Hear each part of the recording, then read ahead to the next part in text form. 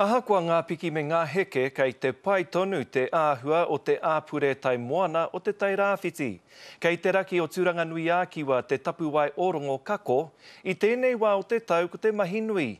He āta tiaki te wāhi kia kaua tētahi e tango i ngā kai moana. Āwaki i te ata ko te aronga tuatahi mo te papa ata whai, e tiaki i ngā tamariki a Tangaroa, e tipu mai ana i te tapuwai orongo kako.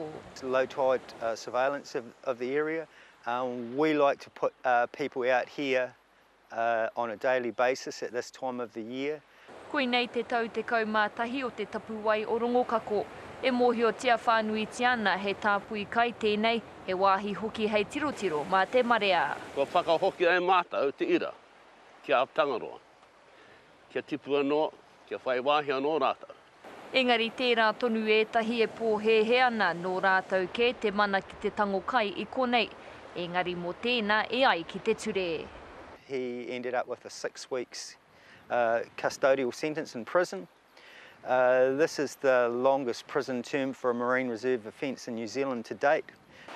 Ahakoa remu pōhatu kaura rānei, he taonga ngā mea katoa ki te tapuwai orongo kako, e kore tae te mauri atu. Engari ara no atu, o nahua. Crayfish numbers in the reserve are significantly higher than outside of the reserve. The crayfish are physically bigger.